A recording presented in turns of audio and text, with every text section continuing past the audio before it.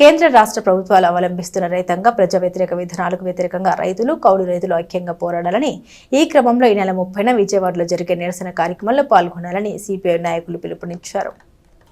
తెనాలిలో సిపిఐ కార్యాలయంలో ఆదివారం నిర్వహించిన విలేకరుల సమావేశంలో సిపిఐ జిల్లా కార్యదర్శి కోట మాల్యాద్రి, రైతు సంఘం జిల్లా అధ్యక్షుడు లింగారెడ్డి మాట్లాడారు.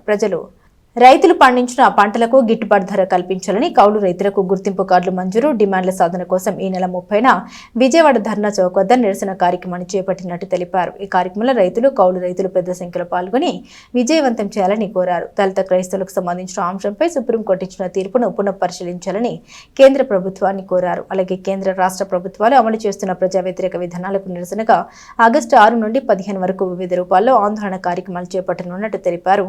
ఈ సమావేశంలో నాయకులు చెరుకుమల్లి సింహారావు, బొల్లి ముంతకృష్ణ తదితరులు పాల్గొన్నారు. ఏదైతే కేంద్ర రాష్ట్ర ప్రభుత్వాలు రైతాంగ వ్యతిరేక విధానాలను అవలంబిస్తూ ఉన్నారు, వీటికి వ్యతిరేకంగా రైతు గిట్టుబాటు ధర కల్పించాలని, కౌలు రైతులకి కార్డులు ఇవ్వాలని, కౌలు రైతులకి మరి లోన్లకు సంబంధించి ప్రభుత్వాలు సహకరించాలని కోరుతూ ఈ నెల 30వ తారీఖున విజయవాడలోని ధర్నా చౌక్ వద్ద పెద్ద ఎత్తున నిరసన కార్యక్రమం జరుగుతూ ఉంది. దీంట్లో కౌలు రైతులంతా కూడా పాల్గొని విజయవంతం చేయాలని ముందుగా కోరుతా ఉన్నాం. అట్లాగే మరి దళిత క్రైస్తవులకు సంబంధించి ఏదైతే మత మార్పిడి చేసుకున్నంత మాత్రాన వాళ్ళకి స్వభావంగా వచ్చినటువంటి రిజర్వేషన్ ఏదైతే ఉందో అది కూడా కొనసాగించాలని, మరి సుప్రీంకోర్టు ఇచ్చినటువంటి తీర్పుని పునఃపరిశీలించాలని సిపిఐగా డిమాండ్ చేస్తూ ఉన్నాం. రైతు మహాధరణకి రైతు సంఘం, ఆంధ్రప్రదేశ్ రైతు సంఘం, కౌలు రైతు సంఘం, సిపిఐ పార్టీ ఆధ్వర్యంలో ఈ మహాధరణకి అందరూ తరలివచ్చి జయప్రదం చేస్తుందిగా ఈ సందర్భంగా విజ్ఞప్తి చేస్తూ, రైతులు ఒకటే గమనించాలి, ఈ ప్రభుత్వాలు మారుతున్నాయి కానీ మన యొక్క రైతు యొక్క దివాణా పరిస్థితి పెట్టలేదు. రైతు ఈరోజు మనకి పండించి అన్నం పెట్టే రైతు ఈరోజు కన్నీరు వలుస్తున్నాడు, ఆత్మహత్య చేసుకున్నాడు. దీనికి కారణం ఈ ప్రభుత్వాలను మెడలోంచే విధంగా మన యొక్క ఈ ధర్నా కార్యక్రమం ఉంటుంది. అందుకోసం మరి ఒక్కసారి మీకు విజ్ఞప్తి చేస్తున్నాం. తెనాలి నియోజకవర్గంలోని ప్రజలందరూ, రైతులందరూ కూడా ఆలోచన చేసి ఈ మహాధరణలో పాల్గొని. అట్లా నరేంద్ర మోడీ 2014 అధికారంలోకి వచ్చాడు.